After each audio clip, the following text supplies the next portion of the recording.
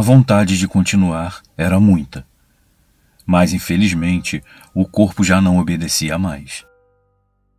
Assim, em outubro de 2009, eu me despedi do trabalho que eu tanto amava. Minha aposentadoria saiu finalmente. Seja muito bem-vindo. Eu sou Luciano S. e esse é o canal Casos Sobrenaturais Reais. Se você gosta de relatos, casos sobrenaturais e fenômenos sem explicação, faça agora mesmo a sua inscrição para não perder os próximos vídeos. Assista esse vídeo até o final e, se gostar do conteúdo, deixe o seu like e escreva nos comentários de qual cidade você está nos assistindo. Se você quiser e puder ajudar o canal, na descrição do vídeo você encontra a nossa chave Pix e pode contribuir com a quantia que desejar. Você também pode ajudar clicando na aba Valeu, logo abaixo da tela do vídeo, além de participar do nosso clube de membros e ter acesso a conteúdos exclusivos. Compartilhando nossos vídeos em seus grupos de WhatsApp, você também está nos ajudando. Desde já, o nosso muito obrigado.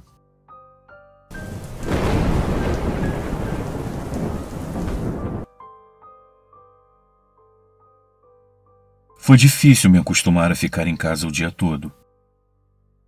Mesmo sem precisar, eu fiquei acordando cedo por muito tempo. Foram exatos 39 anos seguindo a mesma rotina diariamente que o corpo e a mente automaticamente já ficaram condicionados àqueles horários. Já que eu não tinha mais nada para fazer, eu poderia ficar acordado até tarde vendo TV, lendo ou assistindo filmes, mas eu simplesmente não conseguia. Quando o relógio marcava 9 da noite, eu não conseguia mais ficar acordado. E como se eu tivesse um relógio interno, todos os dias, às 6 da manhã, eu já estava de pé. Amigos, o que eu digo é a mais pura verdade. Eu não queria mesmo deixar o meu trabalho. Aquele cemitério era como a minha segunda casa. Eu passei a maior parte da minha vida ali dentro, convivendo com os meus colegas, cuidando daqueles túmulos, sentindo aquela paz que só ali eu conseguia sentir. Eu conhecia a história de quase todas as pessoas que estavam enterradas ali. Convivi com muitas delas ao longo da minha vida, e com algumas delas eu até consegui fazer contato após o desencarne. Nos últimos meses, eu via sentindo muitas dores nas costas. Minhas pernas também doíam muito. Minha profissão exigia que eu me movimentasse bastante, cavasse muito. Toda hora eu precisava me abaixar para pegar alguma coisa, carregar peso, e eu estava fazendo tudo isso com muita dificuldade. No último mês, eu nem estava mais indo trabalhar devido ao meu nervo ciático que me fez ficar de cama por 3 dias. Eu consegui uma licença médica de 20 dias, mas nesse meio tempo a minha aposentadoria foi concedida e eu não voltei mais ao trabalho. Assim que eu melhorei, eu fui até lá para me despedir dos meus colegas e buscar alguns pertences que estavam no meu armário.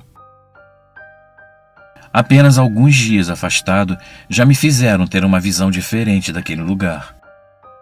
Saber que eu não estaria mais ali todos os dias me trouxe uma certa tristeza, tipo uma saudade antecipada. E foi uma sensação estranha observar o cortejo de um caixão até a sepultura sem que eu precisasse fazer parte do sepultamento. Eu cheguei a olhar para os lados com medo de ser chamado a atenção por não estar trabalhando. Eu comecei a circular pelas ruas, visitando os túmulos das pessoas que eu conhecia ou que eu havia pessoalmente participado do sepultamento. Em uma das esquinas da alameda principal estava uma mulher caminhando. Ela trajava uma roupa bem peculiar. Um vestido todo preto, um xale branco ao redor do pescoço e um grande chapéu com aba enorme que lembrava muito um sombreiro mexicano. Pelas vibrações, eu já sabia que eu estava diante de um espírito. A pressão na nuca e os arrepios já me davam o sinal de que eu precisava. Eu comecei a segui-la e notei que acima da cabeça dela havia um facho de luz, como se o sol lançasse um pequeno raio somente sobre ela. Acho que a razão de ser daquele chapéu enorme era protegê-la daquele raio flamejante. Ela notou que eu acompanhava e, apressando o passo, ela caminhou em direção ao túmulo e deixou o seu corpo cair lá dentro. Logo após ela sumir dentro da sepultura, o raio de luz se dissipou. Eu até hoje não sei o motivo daquela luz, mas creio que deve ter algo a ver com a forma como ela foi morta. Em um túmulo próximo estava uma jovem sentada. Pela aparência, ela deveria ter morrido com cerca de 15 ou 16 anos. Ela abraçava os joelhos e chorava, soluçando bastante. Eu parei ao lado do túmulo e fiquei ali. Se tem uma coisa que eu nunca fiz, foi tentar conversar com um espírito. Se ele quisesse falar, eu estaria lá para ouvir, mas fazer perguntas ou puxar assunto, isso não era do meu feitio. Ela me perguntou se eu sabia onde estava o Fernando. Eu então me aproximei e me sentei ao seu lado. Eu respondi que não. Em seguida, perguntei se ela queria que eu encontrasse. Perguntei se havia algo que ela estava querendo dizer a ele. Ela me disse que já havia um bom tempo que ele não aparecia lá para visitá-la. Com lágrimas nos olhos, ela começou a dizer que ele com certeza deveria ter encontrado outra namorada e que ele não se importava mais com ela. Eu então disse a ela que tanto a vida dela quanto a dele continuavam. A dele fisicamente, e que era natural ele procurar conforto e amor em outra pessoa.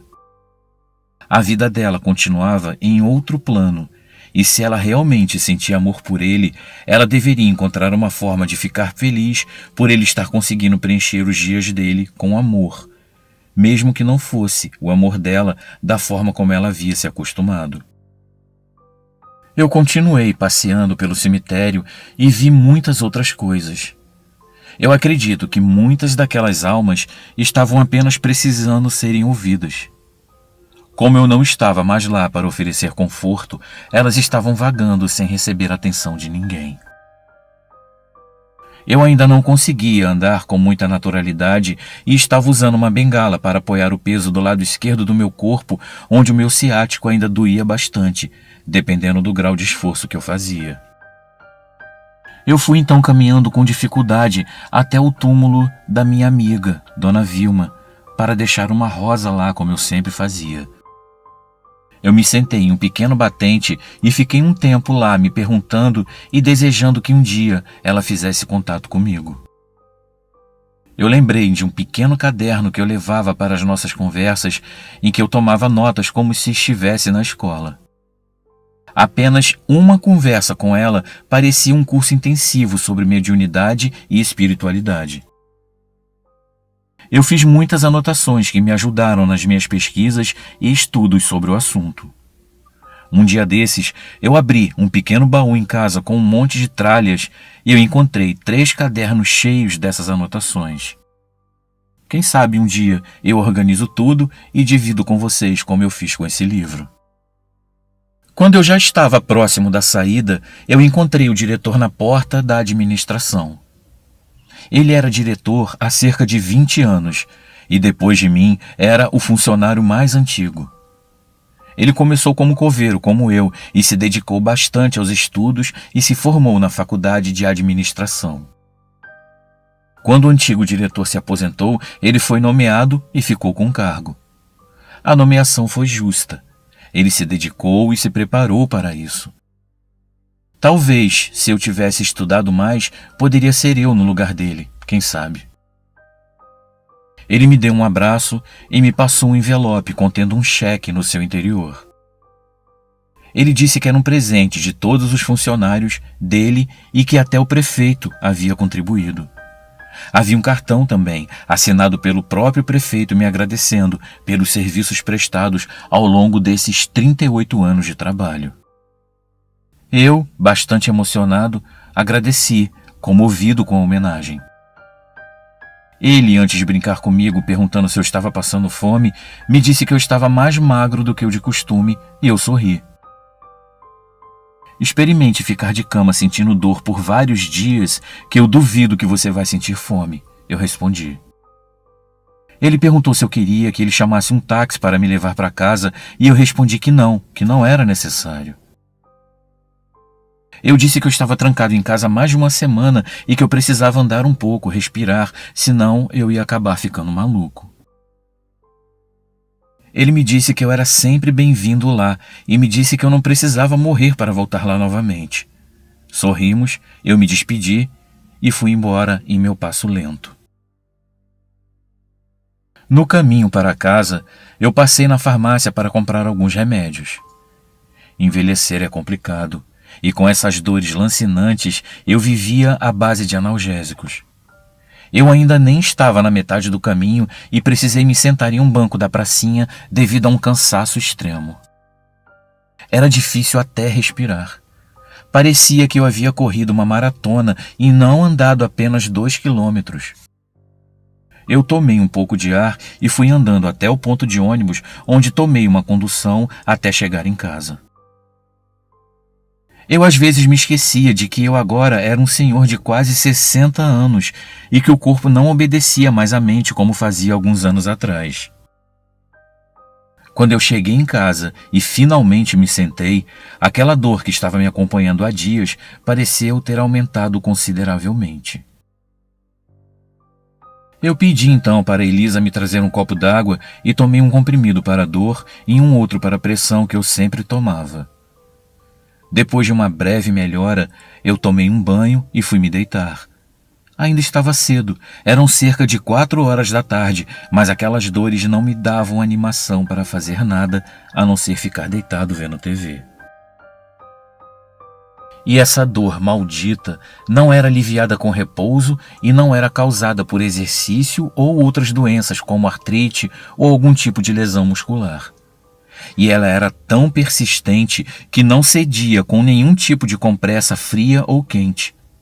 Ela só melhorava com analgésicos bastante fortes, mas logo em seguida voltavam novamente. Nesses últimos dias agora, além da dor, eu sentia uma febre que ia e voltava do nada. Antes de eu tomar algum remédio, ela ia embora para em seguida voltar, no meio da madrugada. De repente vinha um frio tão intenso que fazia com que eu me enrolasse no edredom e batesse os queixos. Pois quando, na manhã seguinte, eu acordei com manchas na pele e com alguns caroços próximos à minha virilha, a minha esposa ligou para minha filha vir me buscar para me levar ao médico. A todos esses sintomas se juntou uma tosse seca e uma falta de ar que eu nunca havia sentido. Foi difícil até para levantar da cama. Eu precisei de ajuda para trocar de roupa e chegar até o carro. Além da dor no nervo ciático e da dor no corpo, as minhas ínguas doíam muito. Cada passo era uma tortura. Eu parecia um depósito de sintomas. Acho que todos vão se lembrar de uma explosão de casos de chikungunya, dengue e zika que aconteceu nessa época. Eu estava quase certo de que era esse o meu problema. Cheguei a argumentar que eu não precisava ir ao médico, era só tomar um paracetamol ou uma dipirona e ficar de repouso. Mas eu fui arrastado por elas até uma unidade de pronto atendimento e cheguei lá bem fraco, quase apagado, dentro do carro. Chegando lá, eles colheram meu sangue e me fizeram esperar por horas. Um médico com cara de recém-formado veio falar comigo e me disse que eu precisava ser transferido para um hospital maior para alguns exames mais detalhados. Minha mulher foi comigo e eu acabei ficando internado lá. Foi apenas no final do 2º dia da internação que um médico chamou a minha mulher para uma conversa em particular e lhe contou o meu verdadeiro diagnóstico. Dona Elisa, eu não tenho uma notícia muito boa para lhe dar. Seu marido tem câncer. Ele vai ser transferido imediatamente para o Instituto do Câncer, lá mesmo em Andradina, onde vocês moram. Minha mulher voltou para o meu lado e eu vi, na fisionomia dela, que havia algo de muito grave acontecendo. Ela não precisou me dizer nada. Eu conheço o meu corpo e eu sabia que havia algo dentro dele que não me pertencia. Ela então abaixou a cabeça e começou a chorar. Eu segurei a mão dela e disse: meu amor, o Deus em que eu acredito é maior do que tudo nesse mundo. Esse câncer não vai me vencer. Ela então me abraçou e eu consegui sentir o medo e a tristeza dominarem o coração dela. Enquanto eu só conseguia sentir uma coisa: uma vontade imensa de comer uma bela de uma feijoada.